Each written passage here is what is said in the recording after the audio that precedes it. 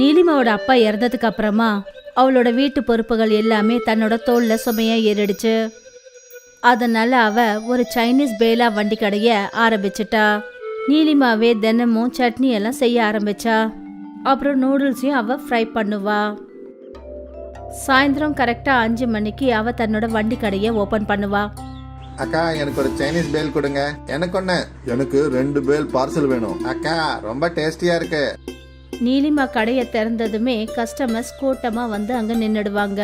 நீலிமா ஒவ்வொரு கஸ்டமர்னு சொல்லி எல்லா கஸ்டமர்ஸ்க்கும் சைனீஸ் பேலா கொடுப்பா. ரொம்ப அற்புதமா இருக்கு. நாளைக்கு நாங்க 2 பேரும் வருவோம். ரொம்ப அருமையா இருக்குது. நாளைக்கும் நாங்க வருவோம். கண்டிப்பா வாங்க. நீலிமாவோட ஹோம்மேட் சட்னி அப்புறம் நூடுல்ஸோட டேஸ்ட் மற்ற கடையை விட ரொம்ப தனித்துவமா இருந்தது. அப்புறம் அந்த ஒன்று தான் அவளுடைய கஸ்டமர்ஸ்க்கும் ரொம்ப பிடிச்சிருந்தது. சில மணி நேரத்திலேயே நீலிமா கொண்டு போன எல்லா பொருட்களும் அப்படியே தீர்ந்து போயிடும். அப்புறம் அவ தன்னோட வீட்டுக்கு திரும்பி வருவா. இந்தாங்கம்மா இன்னையோட வருமானம். வாவ், இன்னைக்கு நீ 600 ரூபாய் சம்பாதிச்சிருக்க. இன்னைக்கு சட்னியும் நூடுல்ஸும் அதிகமா செஞ்சேன். நல்லது, நாளைக்கும் இதே மாதிரி நிறைய செய்யு. சரிம்மா. நீலிமா எவ்வளவுதான் அதிகமான பொருள்களை செஞ்சாலும் அவ தன்னோட வண்டி கடைய போட்ட அடுத்த செகண்டே எல்லா பொருளும் உடனே வித்து போயிடும். ஒரு நாள் நீலிமா தன்னோட வீட்டுல உட்காந்து என்ன யோசிச்சுட்டு இருந்தான்னா, அதாவது அவ மேற்கொண்டு என்ன பண்ணணும்னு. அம்மா, எவ்வளவு சட்னி செஞ்சாலும் சரி, எவ்வளவு நூடுல்ஸ் ஃப்ரை பண்ணாலும் சரி, எல்லாமே தீந்து போயிடுது. இது நல்ல விஷயம் தானம்மா? அது உண்மைதான். ஆனா சில கஸ்டமர்ஸ் பாவம் ஒண்ணுமே இல்லைன்னு திரும்பி போயிடுறாங்க. அப்படித்தான் நடக்கும். அதுக்கு என்ன பண்ண முடியும்? என்கிட்ட ஒரு ஐடியா இருக்கு. அப்படியா? அது என்னது? அக்கா, நீங்க ரெடிமேட் நூடுல்ஸும் சட்னியையும் வாங்கி வச்சுக்கோங்க. நடுவுல அந்த சட்னியை உங்க சட்னியோட நீங்க மிக்ஸ் பண்ணிட்டீங்கன்னா யாருக்கும் எதுவும் தெரியாது. அது எப்படி தெரியாம போகும்? ஐயோ அம்மா, அக்கா செஞ்சு கொண்டு போற நூடுல்ஸ்ல ரெடிமேட் நூடுல்ஸும் இருந்துச்சுன்னா எது அக்காவோட நூடுல்ஸ் எது ரெடிமேட் நூடுல்ஸ்னு யாரால என்ன சொல்ல முடியும்? அது விஷயம் நல்லதா இருக்கு. ஆனாலும் நான் அப்படி செய்ய மாட்டேன். நானே அதுக்கு நிறைய நூடுல்ஸ் செய்யறேன். இதுதான் சரி நீலிமா. மறுநாள்ல இருந்து நீலிமா முன்ன விட டபுள் மடங்கு ஷேஷ்வான் சட்னி செஞ்சா. அப்புறம் முன்ன விட டபுள் மடங்கு நூடுல்ஸை ஃப்ரை பண்ணா. இப்ப எல்லாருக்கும் கிடைக்கும்னு நம்புறேன். எல்லா பொருட்களையும் எடுத்துக்கிட்டு நீலிமா தன்னோட வண்டி கடைக்கு போனா. அப்புறம் இந்த சமயம் நீலிமாவோட கடைக்கு ஒரு ஃபேமஸ் ஃபுட் பிளாகர் வந்தாரு. நாங்க வந்தது அக்காவோட சைனீஸ் பேல சாப்பிடறதுக்கு. ரொம்ப டேஸ்டியா இருக்குதுன்னு கேள்விப்பட்டோம். சாப்பிட்டு தான் பார்க்கலாமே. வாவ், இது உண்மையிலேயே அற்புதமா இருக்கு. நீங்க எல்லாரும் நீலிமா அக்காவோட சைனீஸ் பேல டேஸ்ட் பண்ணியே ஆகணும். இந்த ஃபுட் பிளாகரோட வீடியோ வைரல் ஆயிடுச்சு. அப்புறம் இந்த வீடியோ பாக்குறவங்க அவங்க எல்லாரும் நீலிமாவோட கடைக்கு வந்துருவாங்க. இப்ப நீலிமாவுக்கு மறுபடியும் நூடுல்ஸும் அப்புறம் சட்னியும் பத்தாம போயிடுச்சு. ஒரு சைனீஸ் பேல் கொடுங்கக்கா. அண்ணே, எல்லாமே முடிஞ்சு போச்சு. நீங்க நாளைக்கு வாங்கண்ணே. நீலிமாவுக்கு கஸ்டமரை வெறும் கையோட திருப்பி அனுப்புறது கொஞ்சம் கூட பிடிக்கவே இல்ல. அன்னைக்கு ராத்திரி அவ வீட்டுக்கு திரும்பி வந்தப்ப, அம்மா, அந்த வீடியோ வைரல் ஆனதுனால இன்னும் கஸ்டமர்ஸ் அதிகமாயிட்டாங்கம்மா. ரொம்ப நல்ல விஷயம் கண்ணா. அது இருக்கட்டும், ஆனா இன்னைக்கு எல்லாமே முடிஞ்சு போச்சுமா. கஸ்டமர்ஸ வெறும் கையோட திருப்பி அனுப்புறது கஷ்டமா இருக்கு. அக்கா, நான் தான் சொல்லிக்கிட்டு இருக்கேன்ல, நான் சொன்ன ஐடியாவை யூஸ் பண்ணுங்க. அதத்தான் நானும் யோசிக்கிறேன். நாளைக்கு மார்க்கெட்ல இருந்து எல்லாம் வாங்கிட்டு வந்துடுறேன். இதைத்தான் எதிர்பார்த்தேன். மறுநாள் நீலிமா மார்க்கெட்ல இருந்து ஒரு பெரிய ஷேஷ்வான் சட்னி கேனும் அப்புறம் பெரிய பெரிய நூடுல்ஸ் பாக்கெட்டை வாங்கிட்டு வந்தா. அப்புறம் நீலிமா தினமும் செய்யற அவளோட சட்னியை செஞ்சா. அப்புறம் கூடவே நூடுல்ஸும் ஃப்ரை பண்ணா. இந்த பொருள் எல்லாத்தையும் எடுத்துக்கிட்டு அவ தன்னோட வண்டி கடைக்கு போனா. எப்பவும் போல நீலிமா கடையை திறந்ததுமே கஸ்டமர்ஸ் கூடி நின்னுட்டாங்க. எனக்கு 2 சைனீஸ் பேல் பார்சல். எனக்கு ஒண்ணு. நீலிமாவோட கை வேலை செஞ்சுக்கிட்டே இருந்தது. மெல்ல மெல்ல டப்பாவில் சட்னி குறைஞ்சிக்கிட்டே இருந்தது. இப்ப மார்க்கெட்ல இருந்து வாங்கிட்டு வந்த சட்னியையும் நூடுல்ஸையும் மிக்ஸ் பண்ணணும். அதுக்கப்புறம் நீலிமா வெளியில வாங்கிட்டு வந்த சட்னி அவளோட சட்னியோட சேர்த்து மிக்ஸ் பண்ணா. அப்புறம் ஃப்ரைட் நூடுல்ஸ்ல அவ வெளியில இருந்து வாங்கிட்டு வந்த நூடுல்ஸையும் சேர்த்தா. எனக்கு 2 சைனீஸ் பேல் வேணும். தரேங்க. நீலிமா பழையபடி எல்லா கஸ்டமர்ஸ்க்கும் சைனீஸ் பேலா செஞ்சு கொடுத்துக்கிட்டு இருந்தா. அக்கா, டேஸ்ட் கொஞ்சம் டிஃபரெண்டா இருக்கு. முன்ன மாதிரி கிடையாது, ஆனாலும் நல்லா இருக்கு. நீலிமாவுக்கு ரொம்ப சந்தோஷமா இருந்தது. அவளோட கஸ்டமருக்கு மார்க்கெட்டோட பொருள் டேஸ்டும் பிடிச்சிருக்குன்னு. அப்புறம் என்ன, தினமும் நீலிமா மார்க்கெட்ல விற்கிற ஷேஷ்வான் சட்னியும் நூடுல்ஸையும் தான் செஞ்ச நூடுல்ஸையும் சட்னியையும் மிக்ஸ் பண்ணா. இந்த சுவையில எந்த மாற்றத்தையும் கண்டுபிடிக்கலையாமா? இல்லம்மா, எல்லாரும் சந்தோஷமா சாப்பிட்டாங்க. நல்லது, சாயா சொன்ன ஐடியா ஒர்க் அவுட் ஆகுது. அம்மாவுக்கு சந்தோஷம், நீலிமாவோட கஷ்டம் கொஞ்சம் குறைஞ்சதுன்னு. மெல்ல மெல்ல நீலிமா குறைஞ்ச பொருட்களை சமைக்க ஆரம்பிச்சா. அப்புறம் அதிகமான பொருட்களை மார்க்கெட்ல இருந்து வாங்கிக்கிட்டு வந்தா. ஆனாலும் இப்பவும் அவளோட கடையில கூட்டம் இருந்தது. ஆனா ஒரு நாள் நீலிமாவோட கடைக்கு பக்கத்துல அசோக் சைனீஸ் வண்டி கடையை போட்டான். அவன் ஷேஷ்வான் சட்னி அப்புறம் நூடுல்ஸை மார்க்கெட்ல இருந்து வாங்கிக்கிட்டு வருவான். நீலிமாவோட கஸ்டமர்ஸ் அசோக்கோட நூடுல்ஸையும் சாப்பிட்டு பார்த்தாங்க. இது அப்படியே நீலிமாக்கா செய்யற மாதிரியே இருக்கு. என்ன நிஜமாவா? ஒவ்வொருத்தரா எல்லா கஸ்டமரும் அசோக்கோட பேலியும் சாப்பிட்டு பார்த்தாங்க. அதுவும் அவங்களுக்கு பிடிச்சு போச்சு. அசோக் ரொம்பவே தந்திரமானவன். அவன் கஸ்டமர்ஸை தன் பக்கமா இழுக்கிறதுக்கு முயற்சி பண்ணான். அதனால அவன் சைனீஸ் பேலோட விலைய 10 ரூபாயில இருந்து குறைச்சி 8 ரூபாவா ஆக்கிட்டான். அடேங்கப்பா, வெறும் 8 ரூபாய் தானா? நல்லதுதான். எது எப்படியோ 2 பேரும் சுவையும் ஒரே மாதிரி தானே இருக்கு. அதுவும் சரிதான். இன்னும் கம்மியான விலையில இருந்ததுனால நிறைய பேர் அசோக்கோட வண்டி கடையில போய் சாப்பிட ஆரம்பிச்சாங்க. அப்புறம் மெல்ல மெல்ல நீலிமாவோட கடை ரொம்பவும் காலியா இருந்தது. இன்னைக்கு முதல் முறையா நீலிமாவோட பொருட்கள் குறையாம இருந்தது. அவர் ரொம்ப வேதனையோட வீட்டுக்கு போனா. என்ன ஆச்சு? அசோக் என் பக்கத்திலேயே சைனீஸ் பேலா கடையை போட்டுட்டான். அப்புறம் விலைய 8 ரூபான்னு போட்டிருக்கான். அதனால என் கடைக்கு யாரும் வரமாட்டேன்றாங்க. அப்படின்னா அக்கா நீங்களும் ரேட்டை கம்மி பண்ணுங்க. ஆனா அதனால லாபம் கம்மி ஆயிடதா? அதெல்லாம் ஒன்றும் பிரச்சனை இல்லை. ஆனா எல்லாம் வித்து போகும்ல. ஆ, மறுநாள் நீலிமா புது போர்டை போட்டா. அவ சைனீஸ் பேலோட விலை 7 ரூபாய்க்கு மாத்தினா. 7 ரூபான்னு போர்டில் பார்த்ததுமே எல்லா கஸ்டமர்ஸும் மறுபடியும் நீலிமாவோட கடைக்கு வந்தாங்க. இப்போ ஏதாவது பண்ணி ஆகணும். அசோக் தன்னோட விலையை குறைச்சு 5 ரூபாய்க்கு மாத்திட்டான். 5 ரூபாய்க்கு 2 பேலா? அப்படின்னா நான் 2 சாப்பிடுவேன். அப்புறம் மறுபடியும் ஒரு முறை எல்லா கூட்டமும் அப்படியே அசோக்கோட கடைக்கு போச்சு. நீலிமா தன்னோட தலையில கை வச்சுட்டா. அவளுக்கு என்ன பண்றதுன்னே ஒன்றும் புரியல. பல மணி நேரம் அதே இடத்துல உட்காந்துட்டு அதுக்கப்புறமா நீலிமா வீட்டுக்கு வந்தா. என்னோட ஐடியா ஒர்க் அவுட் ஆச்சு இல்லக்கா? இல்ல, அசோக் 5 ரூபாய்க்கு விலைய குறைச்சிட்டான். இப்ப கொண்டு போனது எல்லாத்தையும் திருப்பி கொண்டு வந்துட்டேன். நான் 5 ரூபாய்க்கு கீழே விலைய குறைக்க முடியாது. அப்போ இப்போ என்ன பண்றது? நீ சொன்னதை நான் கேட்டு இருக்கவே கூடாது. என்னோட சைனீஸ் பேலா வண்டி கடை நல்லா தான் போய்கிட்டு இருந்தது.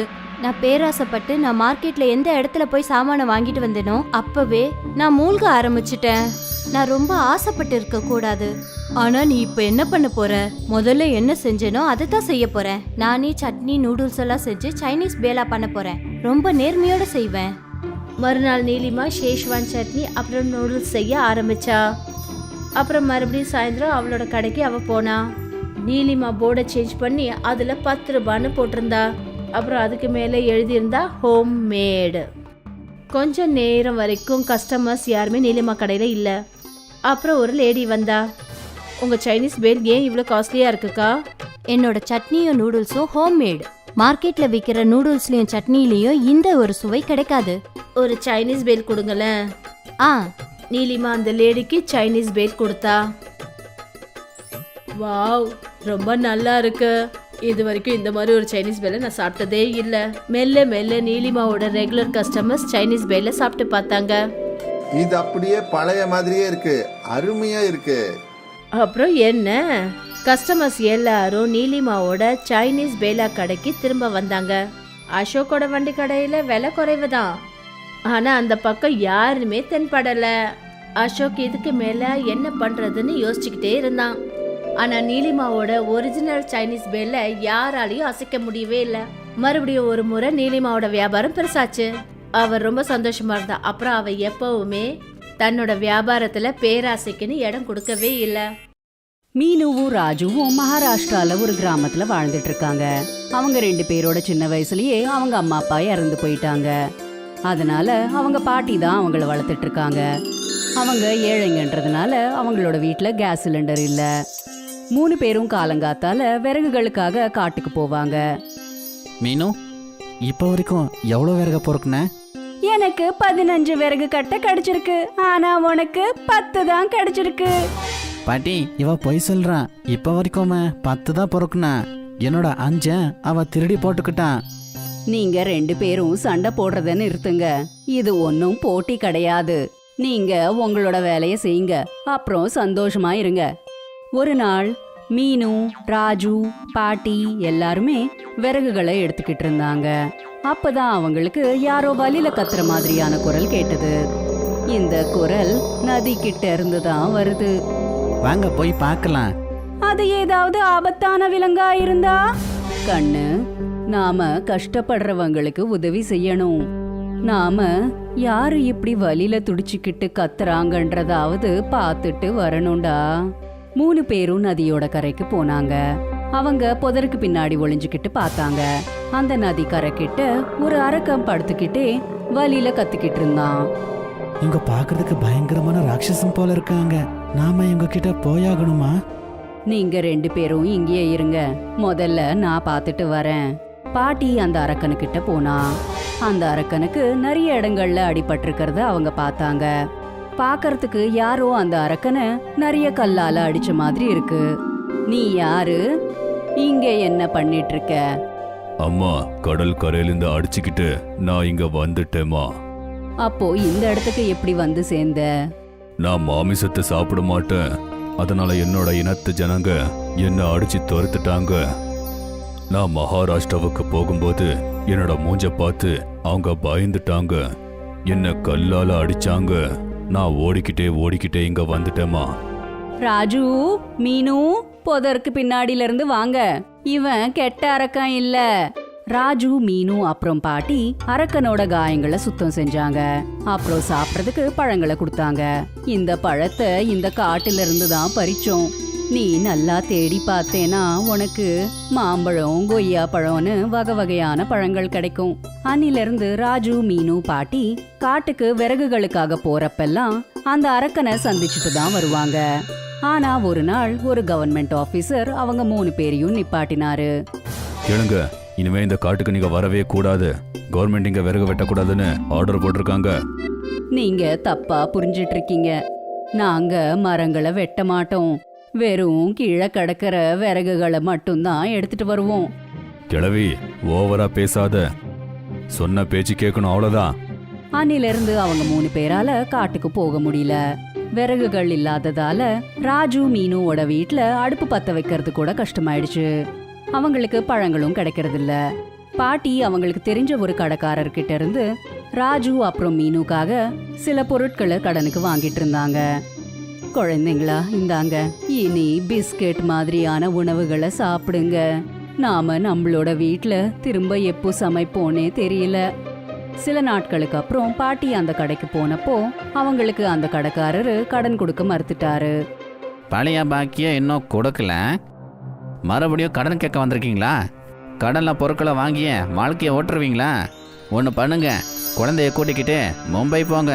அங்கே போனால் ஏதாச்சும் வேலை கிடைக்கும். பாட்டி வீட்டுக்கு வந்து ராஜு, மீனு கிட்ட நடந்ததை எல்லாத்தையும் சொன்னாங்க. குழந்தைங்களா, நீங்க மும்பைக்கு வருவீங்களா? பாட்டி, மும்பைக்கு போலாம்.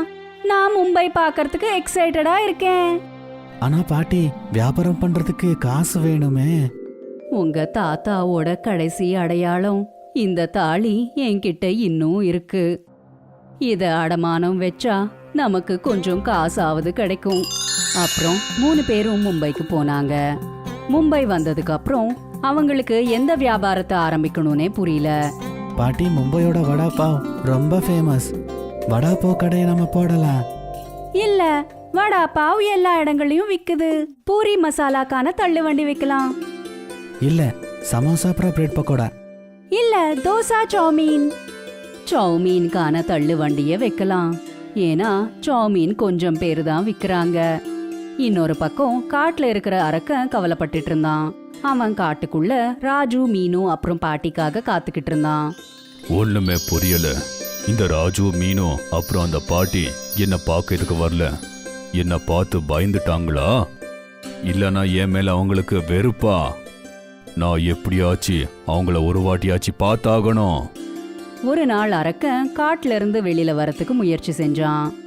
ஆனா கவர்மெண்ட் ஆபீசர் அந்த அரக்கனை பார்த்துட்டான். அவன் துப்பாக்கிய புடிச்சுக்கிட்டு அரக்கன் பின்னாடி போனான். அரக்கன் நதிக்குள்ள குதிச்சுட்டான். அவன் தண்ணில தன்னோட மூச்சை அடிச்சுக்கிட்டு உயிரை காப்பாத்திக்கிட்டான். அந்த ஆபீசர் கிளம்பினதுமே அரக்கன் வெளியில வந்தான். என்ன வேணாலும் ஆகட்டும், நான் ராஜு, மீனு அந்த பாட்டிய சந்திச்சே தீரணும். அவங்க 3 பேரும் கஷ்டத்துல இருக்காங்களா? அவங்க 3 பேரும் பிரச்சனையில மாட்டிக்கிட்டாங்க. ஏன்னா மும்பைல அவங்களோட சௌமீன் பிசினஸ் சரியா போகல. அவங்களோட தள்ளு வண்டிக்கு பக்கத்திலேயே இன்னொரு 2 பேரு சௌமீனை விற்க ஆரம்பிச்சிட்டாங்க. ராஜு, நீ வீட்டுக்கு போயிடு.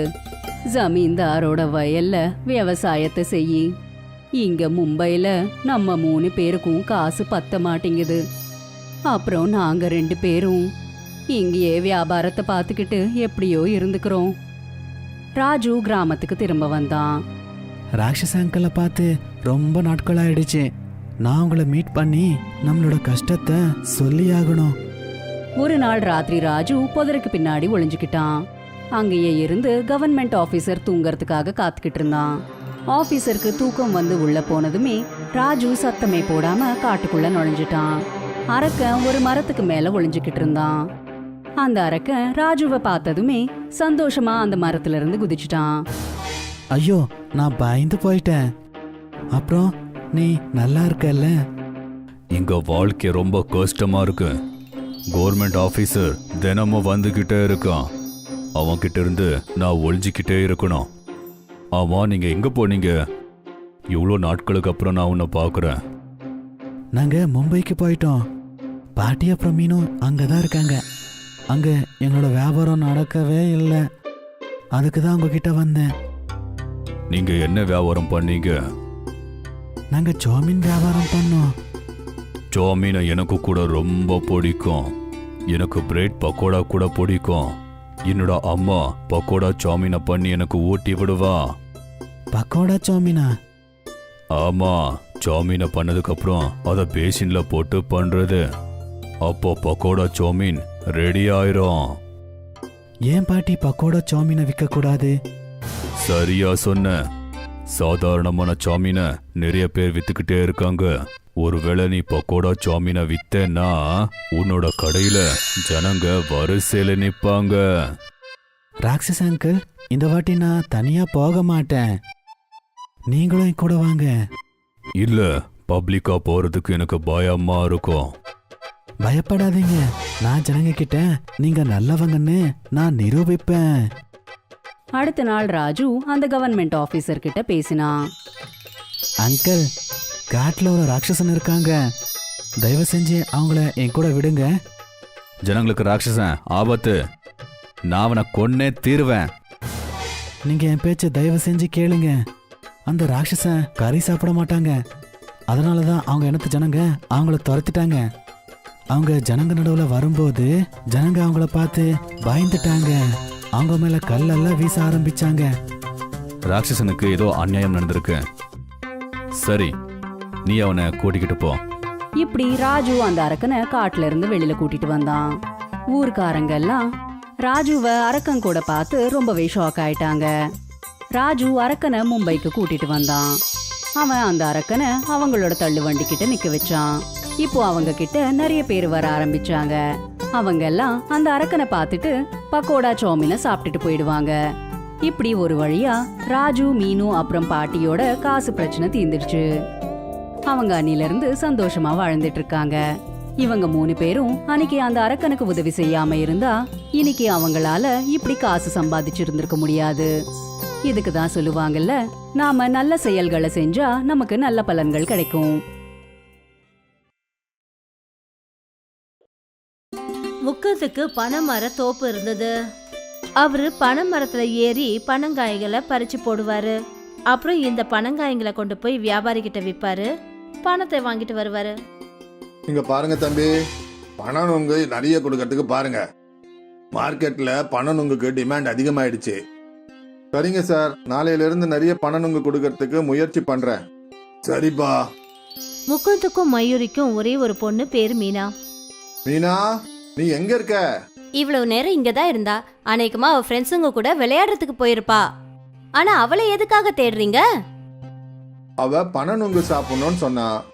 அதனால அவளுக்காக பனநுங்கு கொஞ்சம் வெட்டி எடுத்துட்டு வந்திருக்கிறேன் பாரு. அப்பதான் மீனா, அடேங்கப்பா, பனனுங்க, இது எல்லாத்தையும் நான் மட்டும் தான் சாப்பிடுவேன். உனக்காக தான் வாங்கிட்டு வந்திருக்கேன். பொறுமையா சாப்பிடு. மழைக்காலமோ இல்ல வெயில் காலமோ முகுந்த் எந்த ஒரு சமயத்திலையும் பனை மரத்துல ஏறுவாரு. ஒரு நாள் என்ன ஆச்சுன்னா 2 நாளா இந்த மழை நிக்கிற மாதிரியே தெரியல. கடவுளே, இந்த மழை கொஞ்சம் சீக்கிரமா நிக்கணும். நீங்க மரத்துல ஏறும்போது ஜாக்கிரதையா ஏறுங்க. மரம்லாம் ஈரமாவே இருக்கும். ஜாக்கிரதையா தான் ஏறுறேன். நான் மரம் ஏறத்துக்கு கத்துக்குட்டியா என்ன? நீங்க உறுதியானவர் தெரியும். இருந்தாலும் நீங்க ஜாக்கிரதையா இருங்க. சரிங்க மனைவி மேடம், நீங்க கவலைப்படாதீங்க. நான் இதோ போயிட்டு இதோ வந்துடுவேன். சரிங்க. முகுந்த் பனை மரத்து மேல ஏறிட்டாரு. அவர் ரொம்ப ஜாக்கிரதையா ஒவ்வொரு பனங்காயா வெட்டிக்கிட்டு இருந்தாரு. கொஞ்ச நேரம் ஆயிடுச்சு. அப்பதான் திடீர்னு மீனா அந்த இடத்துக்கு வந்தா. அப்பா! மீனாவோட குரலை கேட்டுட்டு முகுந்தோட கவனம் சிதறிடுச்சு. அப்புறம் அவரு மரத்துல இருந்து வழுக்கி நேரா கீழே விழுந்துட்டாரு. அப்பா! மீனா உடனே அங்கிருந்த கிராமத்து ஜனங்களுக்கு குரல் கொடுத்தா. எல்லாரும் அங்கிருந்து ஓடி வந்தாங்க. மாமா! அப்பா கீழே விழுந்துட்டாரு. கிராமத்து ஜனங்கள்லாம் அங்க ஒண்ணு கூடி வந்தாங்க. முகுந்துக்கு ஆபரேஷனும் பண்ணாங்க. ஆனா அவரால் எப்பவுமே அவரோட காலில் நிக்கவே முடியாம போயிடுச்சு. இப்ப என்ன பண்றது? இனிமே என் குடும்பத்தை நான் எப்படி நடத்துவேன் தெரியலையே. நீங்க கவலைய விடுங்க. நிச்சயமா ஏதாவது பண்ணிக்கலாம். அந்த கடவுள் நமக்கு கஷ்டத்தை கொடுத்திருக்காருன்னா நிச்சயமா ஒரு நல்ல வழியையும் காட்டுவாரு. ஆனா எப்படி? நான் இப்ப ஊனமாயிட்டனே. இதுக்கு பதிலா அந்த கடவுள் என்ன கொன்னே இருக்கலாமே. அந்த மாதிரி எல்லாம் சொல்லாதீங்க.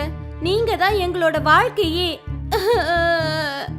முகுந்தும் மயூரியும் ரொம்ப வேதனையில இருந்தாங்க. இனிமே அவங்களோட எதிர்காலம் எப்படி இருக்குமோன்னு நினைச்சாங்க. கொஞ்ச நாளைக்கு அப்புறம் முகுந்த வீட்டுக்கு கூட்டிட்டு வந்தாங்க. முகுந்தும் மயூரியும் சேர்த்து வச்ச பணம் எல்லாமே முகுந்தோட ட்ரீட்மெண்ட்டுக்கே செலவாயிடுச்சு. நான் போய் எங்கேயாவது வேலை தேடுறேன். நீ வேலைக்கு போறியா? அப்ப வீட்டு வேலை எல்லாம் தனியா எப்படி பாத்துக்குவ? நான் ஏதாவது செய்யறேங்க. நிச்சயமா ஏதாவது ஒரு வேலை இருக்கும். இந்த நிலைமையில கூட என்னால செய்ய முடியும். இல்ல நீங்க ஓய்வெடுங்க. இல்ல மயூரி, நான் உனக்கு என்னைக்கும் சுமையா இருக்க மாட்டேன். இந்த நிலைமையில உங்களால என்ன செய்ய முடியும்? நிச்சயமா ஏதாவது இருக்கும். மறுநாள்ல இருந்து மயூரி வேலை தேடி அலைய ஆரம்பிச்சா. அவ நிறைய கடைகள் அப்புறம் கம்பெனி எல்லாம் ஏறி இறங்கிட்டா. ஆனா அவளுக்கு எங்கேயுமே ஒரு வேலை கூட கிடைக்கல. எனக்கு எந்த ஒரு வேலையும் கிடைக்கலங்க. பேசாம ஏதாவது தொழில் செய்யலான்னு யோசிக்கிறேன். ஆனா என்ன தொழிலு? நான் உனக்கு ஏதாவது உதவி பண்ண முடியுமா? இன்னைக்கு நான் மார்க்கெட்ல பக்கோடா கடைங்களை பார்த்தேன். ரொம்ப கூட்டம் இருக்கு. நானும் நல்லா பக்கோடா செய்வேங்க. நான் ஏன் பக்கோடா வியாபாரம் பண்ணக்கூடாது? அத செய்யலாமே. ஆனா எல்லாருக்கும் அந்த கடை பக்கோடா தான் ரொம்ப பிடிக்கும். அதனால நீ ஏதாவது புதுவிதமான பக்கோடா செஞ்சாதான் நல்லா இருக்கும். எப்படி புதுசா? அதாவது சைனீஸ் பக்கோடா இருக்கு. அது குழந்தைங்களுக்கு ரொம்பவே பிடிக்கும். அந்த மாதிரி ஏதாவது புதுசா? அந்த மாதிரி ஏதாவதுனா? மீனா நீ சொல்லு. உனக்கு சாப்பிட்றதுக்கு என்னெல்லாம் பிடிக்கும்? எனக்கு மேகி ரொம்ப பிடிக்கும். மேகி பக்கோடா எப்படி இருக்கும்? மேகில பக்கோடா கூட செய்வாங்களா என்ன? அதுவும் ரொம்ப மொறுமொறுன்னு. போ மீனா, ஓடி போய் ஒரு மேகி பாக்கெட் வாங்கிட்டு வா. மீனா மேகி வாங்கறதுக்காக போயிட்டா. கொஞ்ச நேரத்துக்கு அப்புறமா 2 மேகி பாக்கெட் வாங்கிட்டு வந்தா. மீனா மேகியை வேக வச்சா. அப்புறம் அதை அவ காய வச்சு அதுல கொஞ்சம் அவ மசாலாவை சேர்த்து கடாயில மேகி பக்கோடாவை பொரிக்க ஆரம்பிச்சா. மீனா அவங்க அம்மாவோட கையையே பார்த்துக்கிட்டே இருந்தா. மேகி பக்கோடா பொரிச்சு வெளியே வந்த அடுத்த நிமிஷமே மீனா உடனே ஒரு பக்கோடாவை எடுத்தா. அத அவ வாயில போட்டுக்கிட்டா. ஏ சூடா இருக்கு. ரொம்ப சுவையா இருக்குமா. வாவ்! மீனா ஒரு பக்கோடாவை கொண்டு வந்து அவங்க அப்பா கிட்டயும் கொடுத்தா. இது உண்மையிலேயே ரொம்ப டேஸ்டியா இருக்கு. நான் தான் சொன்னேன்ல இது ரொம்ப சுவையா இருக்கும்னு. இந்த மேகி பக்கோடா மார்க்கெட்ல விக்கும்ல. நிச்சயமா இது நெருப்ப போல பரவும். இத கேட்டுட்டு மயூரி சந்தோஷப்பட்டா. கொஞ்ச நாளைக்கு அப்புறம் மயூரியும் முகுந்தும் சேர்ந்து மார்க்கெட்ல மேகி பக்கோடா ஸ்டால போட்டாங்க. இது என்ன ஆண்டி? மேகி பக்கோடா? மேகில பக்கோடாவா? ஆமா. எனக்கு ஒரு பிளேட் கொடுங்க. இந்தாடா கண்ணு. மயூரி அந்த பொண்ணுக்கு மேகி பக்கோடா கொடுத்தா.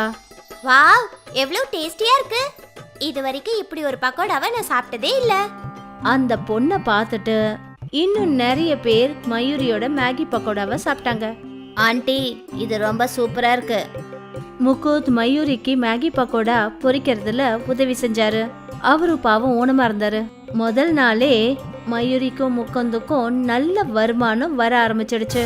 அவங்க ரொம்ப சந்தோஷத்தோட வீட்டுக்கு திரும்பி வந்தாங்க. நான் நினைக்கவே இல்ல நமக்கு இப்படி ஒரு நல்ல வருமானம் வரும்னு. இந்த கஷ்டத்திலயும் நமக்கு கிடைச்ச ஒரே சந்தோஷம் இதுதான்.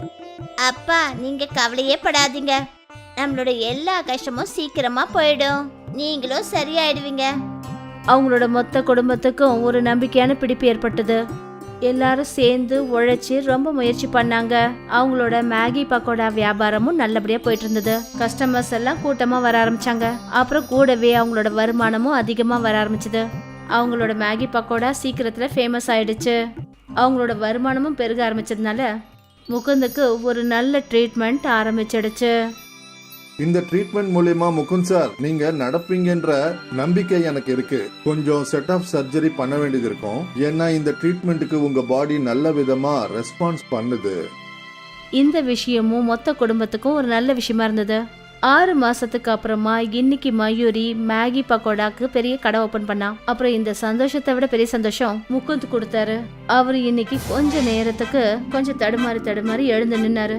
இதுல இருந்து என்ன தெரியுதுன்னா, இன்னும் கூடிய சீக்கிரத்துல தன்னோட காலில் எழுந்து நிப்பாருன்னு தோணுது. அப்புறம் இதெல்லாம் அவங்களுடைய மேகி பக்கோடாவோட அற்புதத்தால நடந்தது. இதுக்கு அப்புறமாவும் இந்த மேகி பக்கோடா தூள் கலப்புங்க.